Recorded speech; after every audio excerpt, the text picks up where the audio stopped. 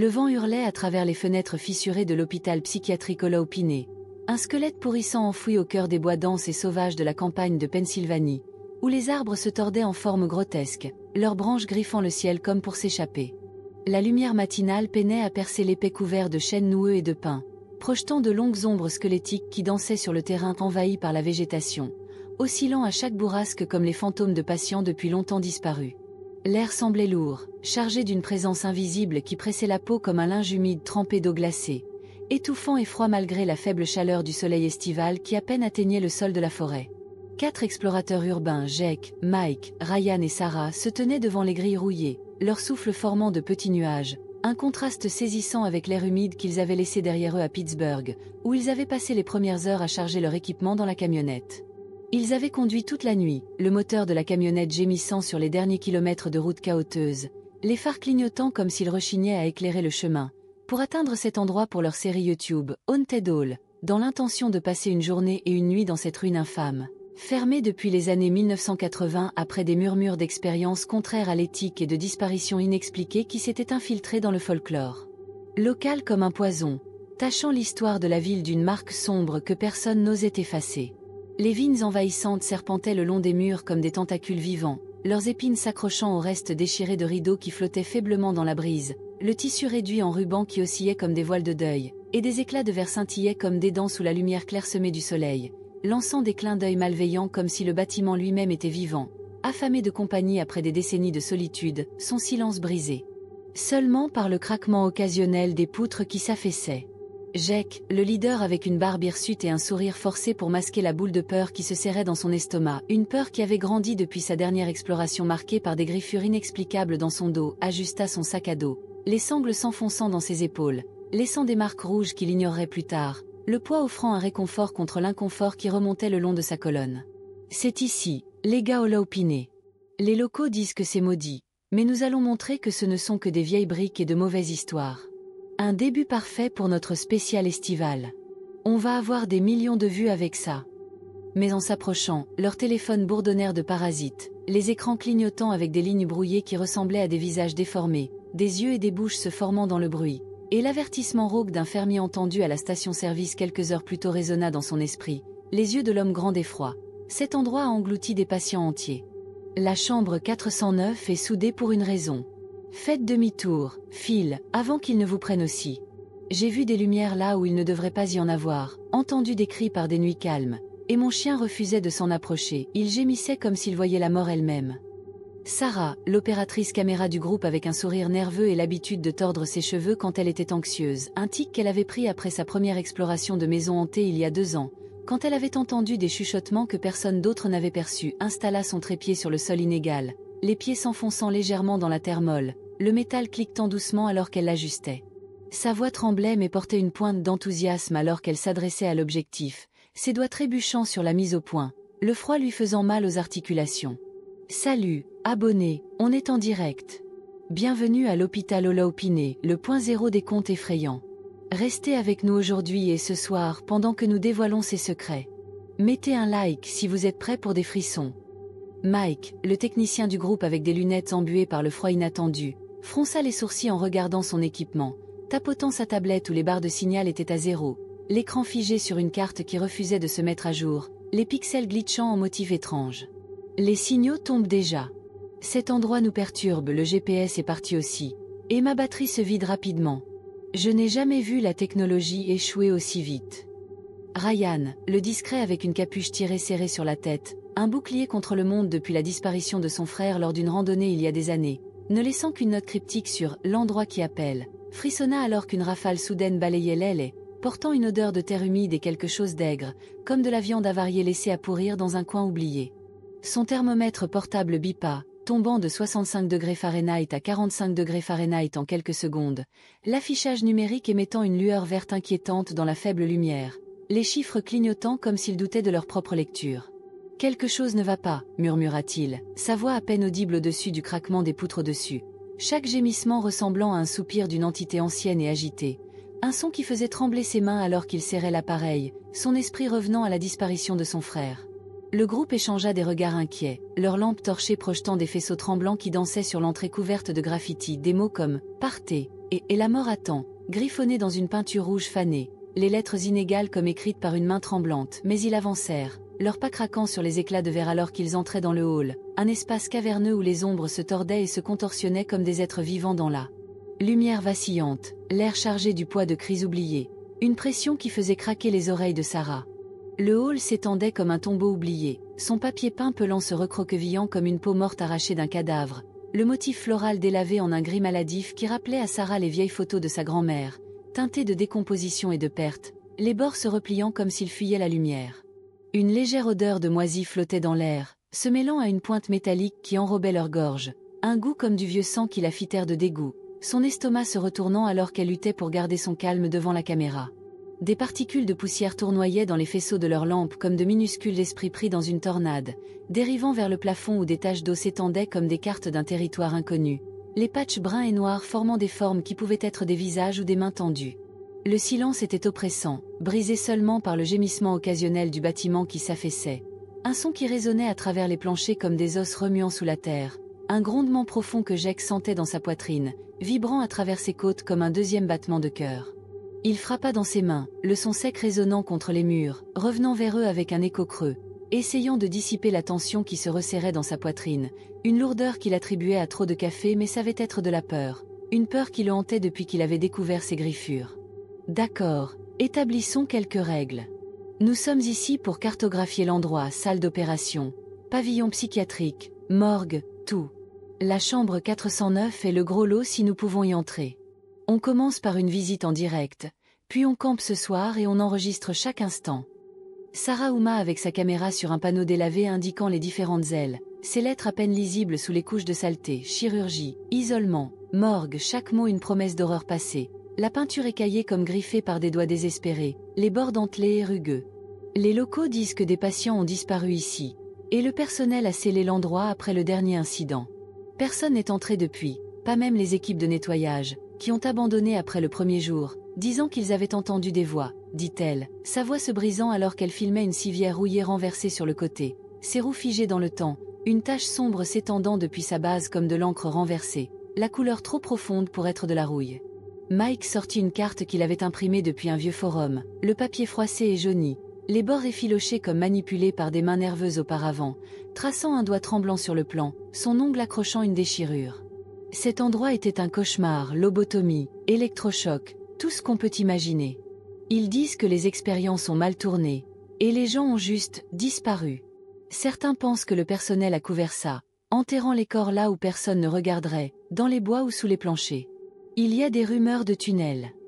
Ryan hocha la tête, ses yeux scrutant les coins sombres où la lumière n'atteignait pas, sa voix basse et hésitante, un murmure portant le poids du souvenir de son frère. J'ai entendu parler de la chambre 409. Un patient s'est suicidé là, s'ouvrant les poignets avec un éclat de verre qu'il avait arraché d'une fenêtre, et d'autres ont disparu après. Ils l'ont soudé pour garder quelque chose à l'intérieur ou à l'extérieur. Mon frère parlait de cet endroit avant qu'il parte, disant qu'il le sentait l'appeler.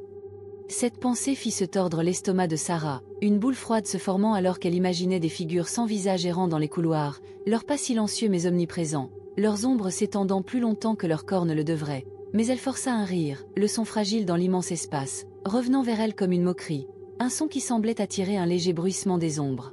Eh bien, on n'a pas peur, n'est-ce pas? Faisons ça pour la chaîne. Les vues vont exploser avec ça.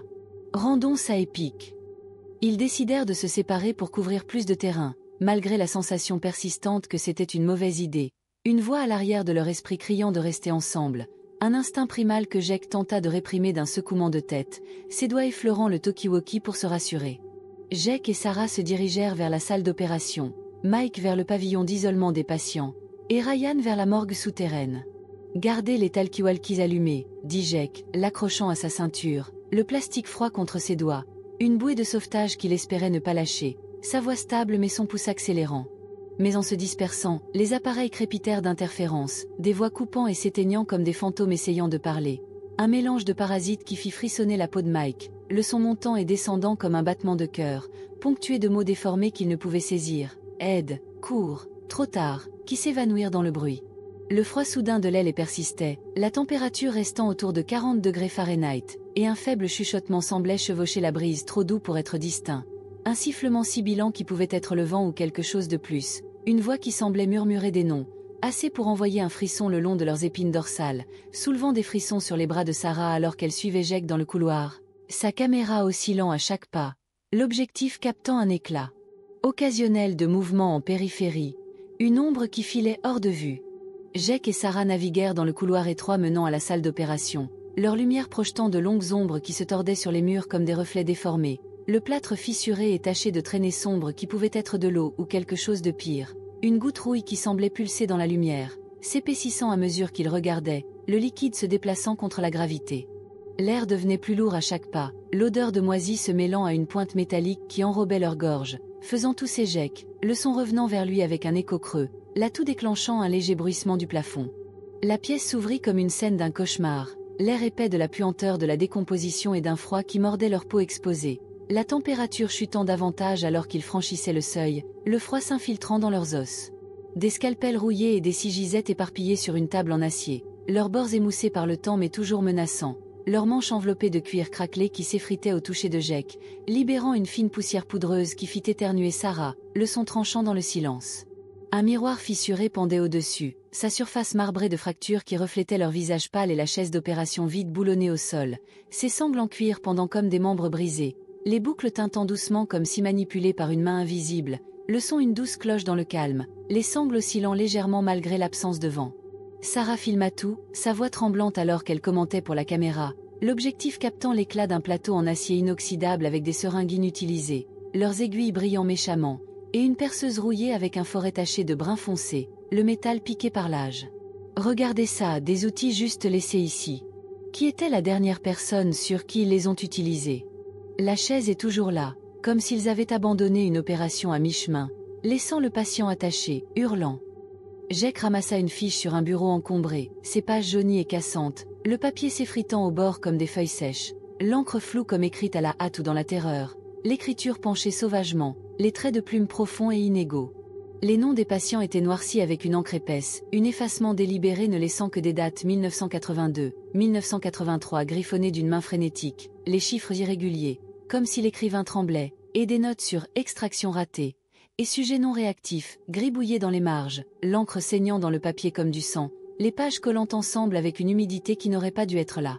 Quelqu'un ne voulait pas que ces dossiers soient trouvés, dit-il, sa voix basse, feuilletant des pages révélant des notes chirurgicales, termes comme lobotomie frontale et procédure ratée, griffonnés dans une écriture hâtive de médecin, l'encre s'estompant dans l'illisible, et un croquis de cerveau avec des sections barrées, les lignes tremblantes. Mais un éclat dans le miroir attira son regard, une ombre qui n'était pas la leur, une silhouette grande sans visage, son contour flou, sa forme changeante comme faite de fumée, disparaissant avant qu'il ne puisse se retourner, ne laissant que l'écho de son propre battement de cœur dans ses oreilles, un martèlement rapide qui noyait le commentaire de Sarah, et un souffle froid léger sur sa nuque qui le fit pivoter, ne trouvant que l'espace vide. Le miroir reflétant maintenant une pièce qui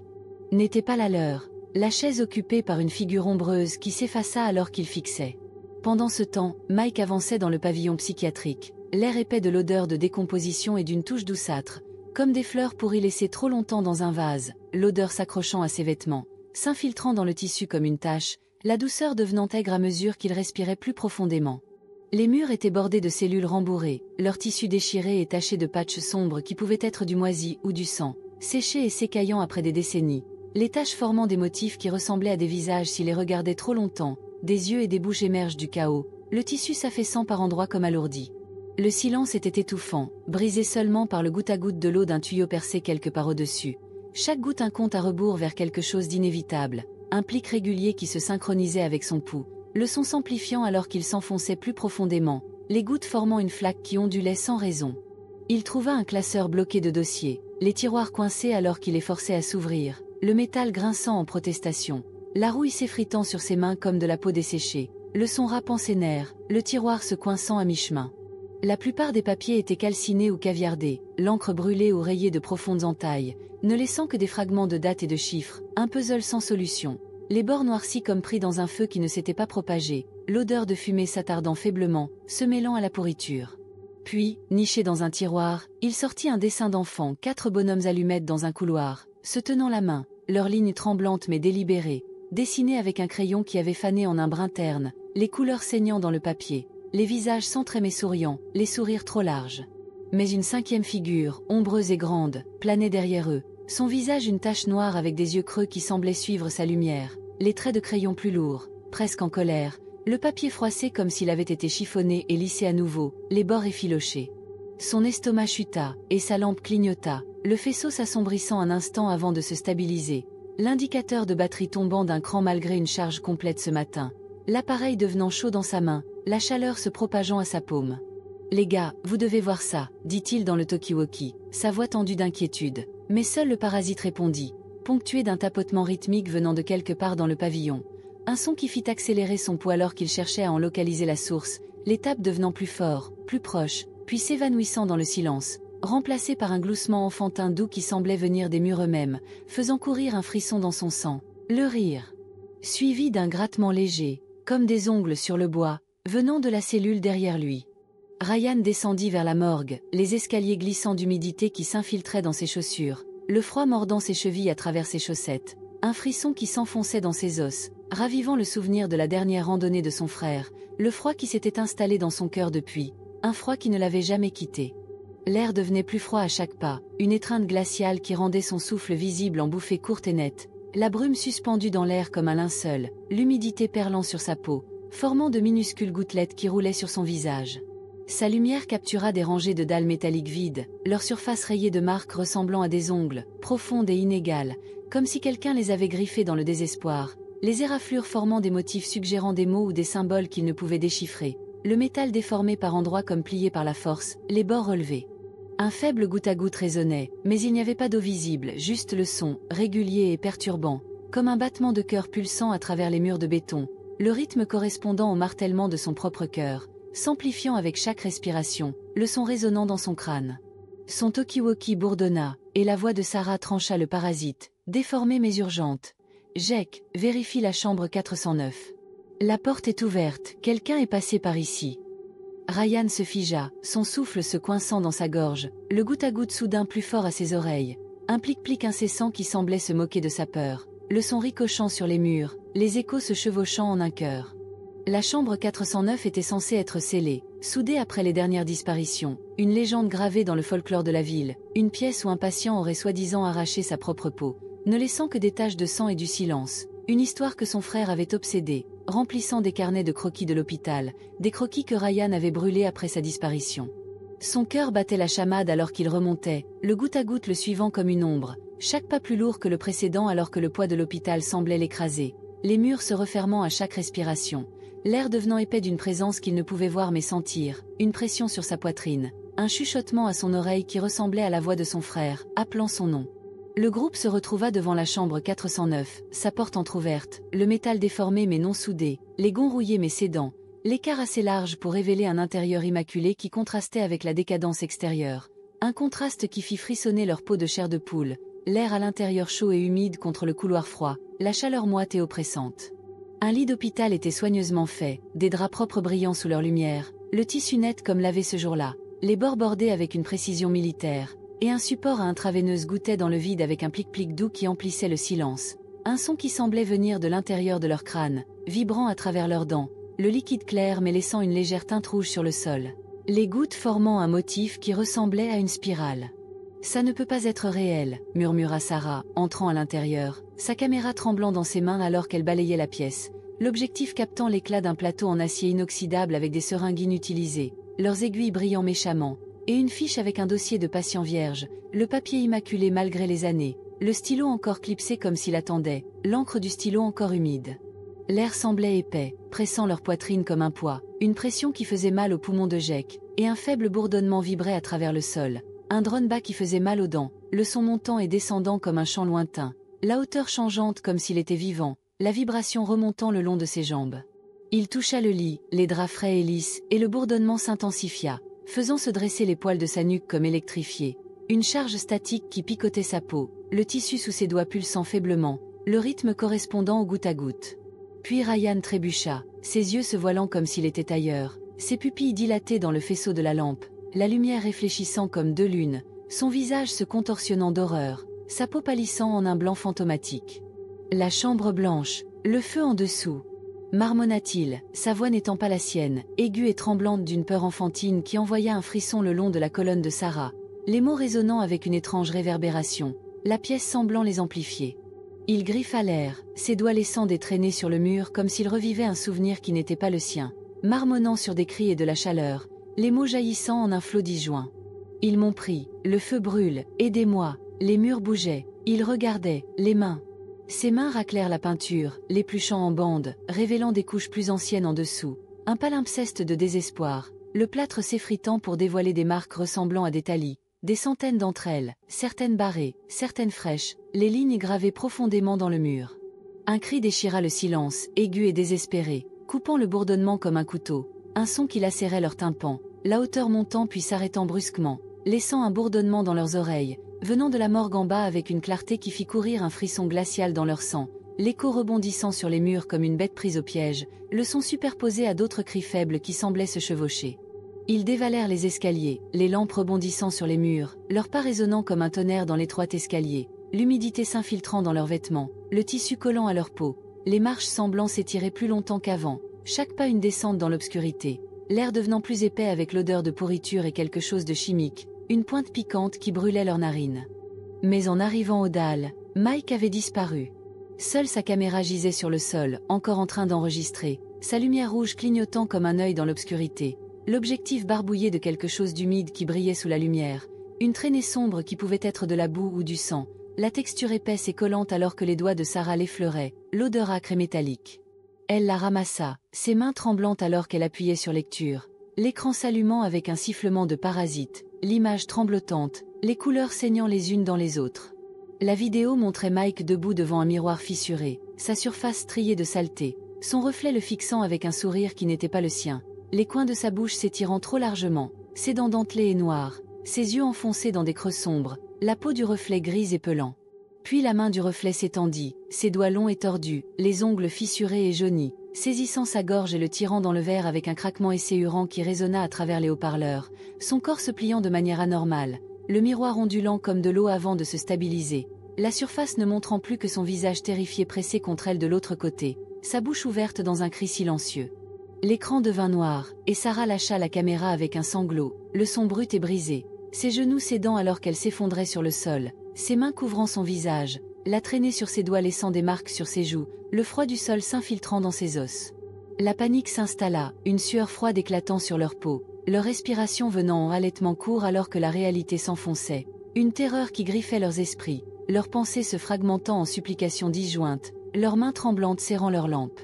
Il devait sortir, échapper à ce cauchemar qui semblait resserrer son emprise à chaque instant, les murs semblant pulser d'un faible rythme, le plâtre gonflant légèrement, le son un gémissement guttural profond qui vibrait à travers le sol.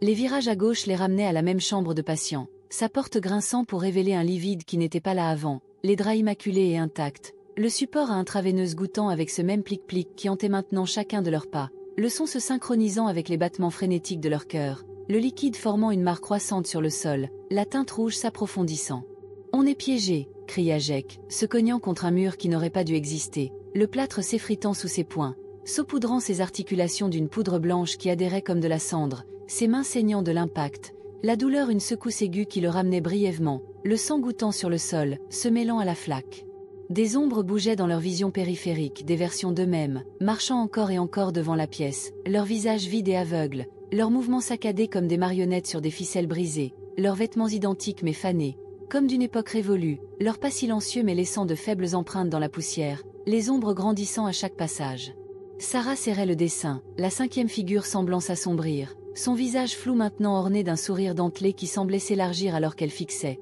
le papier chaud au toucher malgré le froid, les bords se recroquevillant comme s'ils brûlaient de l'intérieur, les marques de crayon bougeant légèrement, les yeux grandissant, le noir s'étendant comme de l'encre. Ryan, encore hagard, ses yeux flous et marmonnant dans sa barbe, des mots sur le feu et les murs blancs jaillissant, sa voix montant et descendant comme un chant, ses mains traçant des motifs dans l'air, s'avança et disparut derrière une porte qui se refermait, ses gonds grinçant comme une bête blessée, le son résonnant dans le couloir, le bois se fendillant au bord, l'écart se rétrécissant alors que Jake l'atteignait. Jake frappa dessus, sa voix brisée par le désespoir, ses poings laissant des creux dans le bois, les éclats s'enfonçant dans sa peau, la douleur une douleur sourde. « Ryan! Reviens !» Mais Sarah le tira en arrière, des larmes coulant sur ses joues, sa voix un murmure étouffé de sanglots, ses mains tremblantes tirant sur son bras, ses ongles laissant des marques sur sa manche. Il est parti. On doit bouger. L'hôpital gémit, les planchers penchant comme s'il était vivant, le bois craquant sous leur poids, les planches se fissurant, les guidant plus profondément dans son ventre à chaque pas, l'air devenant plus épais, les ombres plus longues, le froid s'infiltrant dans leurs os, les murs semblant respirer, la peinture bulle par endroits, les bulles éclatant avec un sifflement doux, libérant une légère brume. Ils atteignirent une fenêtre du 2e étage, brisée et dentelée, les bords de verre scintillant comme des dents, l'air de la nuit s'engouffrant avec un hurlement qui portait l'odeur de pain et de décomposition, un vent qui semblait les repousser, la force tirant sur leurs vêtements, le froid mordant leur visage. Des lumières d'urgence clignotèrent pour la première fois en 40 ans, projetant une lueur rougeâtre malsaine qui peignait les murs de traînées semblables à du sang, les ampoules bourdonnant d'un grincement électrique qui mettait leurs nerfs à rude épreuve, le son comme un essaim d'insectes piégés dans les câbles, la lumière pulsant au rythme du bourdonnement, les ombres projetées par la lumière se tordant en forme ressemblant aux figures du dessin. « Saute !» cria Sarah, poussant Jake vers le bord, ses mains tremblantes pressant contre son dos, ses ongles s'enfonçant dans sa veste, sa voix se brisant d'urgence, ses yeux grands d'effroi. Il hésita, la hauteur lui retournant l'estomac, le sol un flou sombre en dessous, la chute une gueule béante qui semblait pulser, les ombres en bas bougeant comme si quelque chose attendait, sa présence un poids sur sa poitrine, puis sauta, le verre tranchant ses bras alors qu'il heurtait le sol extérieur avec un choc qui secoua ses os, le sang s'infiltrant à travers sa veste, tachant la terre rouge, la douleur un éclair blanc qui le fit halter, sa vision se brouillant. Sarah le suivit, atterrissant durement à côté de lui, sa cheville se tordant avec un cri aigu qui résonna dans la nuit, la douleur montant dans sa jambe comme un feu, sa vision vacillant alors qu'elle rampait, ses mains s'enfonçant dans la boue, le froid s'infiltrant à travers ses gants, ses doigts engourdis alors qu'elle se traînait en avant. Les lumières s'éteignirent alors que l'hôpital tombait dans le silence, ses fenêtres fixant comme des yeux vides, les observant ramper à travers les broussailles, leur souffle rauque, leur corps tremblant, le silence pesant comme une main sur leur cou, le faible plic-plic les suivant dans les arbres, le son s'affaiblissant mais ne disparaissant jamais complètement. Des jours plus tard, la police fouilla Hollow Piney, leurs lampes torchées coupant à travers la poussière, les faisceaux captant des toiles d'araignées et des meubles brisés, les bottes des officiers craquant sur le verre alors qu'ils avançaient dans les couloirs, leur radio crépitant de parasites, le son déformé par les mêmes interférences que le groupe avait affrontées, le parasite formant des mots que les officiers rejetèrent comme de l'imagination. « Reste, rejoins-nous. Ne pars. Jamais. » Ils ne trouvèrent aucune trace de Mike, Ryan ou des caméras, le bâtiment debout comme si rien ne s'était passé, ses secrets enfouis sous des couches de saleté et de temps, les vignes oscillant doucement dans la brise comme se moquant de leur recherche, l'air encore épais de cette odeur aigre, les murs silencieux mais vigilants, les officiers rapportant une sensation d'être suivis, leur souffle visible malgré la chaleur, leur équipement tombant en panne aux mêmes endroits que le groupe avait exploré, les batteries se vidant en minutes, les lumières s'assombrissant à l'approche de la chambre 409, qu'ils trouvèrent à nouveau scellée, les soudures fraîches. Mais aux archives du comté, un nouveau dossier de patient apparut, net et non marqué, glissé dans les registres comme s'il y avait toujours été, le papier sentant faiblement l'antiseptique et quelque chose de métallique, l'odeur s'attardant dans les narines du commis, une odeur qui le fit gager. Il portait le nom de Sarah, sa photo prise cette nuit, fixant vide avec des yeux creux qui semblaient suivre le regard du commis, son visage pâle et tiré, son expression vide, l'image légèrement floue comme prise à travers une brume, les bords de la photo se recroquevillant vers le haut. Le diagnostic lisait « Délirant. Prétend avoir échappé à Hollow Piney ». Le dossier disparut le lendemain, arraché du tiroir par une main invisible, le tiroir laissé entrouvert, le papier parti sans trace, le commis trouvant une seule goutte rouge sur le bureau où il avait été, la goutte séchant en une tache qui ne s'effaçait pas, ne laissant qu'un chuchotement dans le vent qui agitait les feuilles dehors, un faible plic-plic résonnant au loin, et l'hôpital attendant ses prochains visiteurs, ses grilles grinçant en s'ouvrant comme invitant la prochaine âme à entrer. Les ombres à l'intérieur bougeant, un faible bourdonnement montant des profondeurs, les vignes tressaillant comme vivantes, les fenêtres brillant faiblement d'une lumière rouge qui pulsait comme un battement de cœur.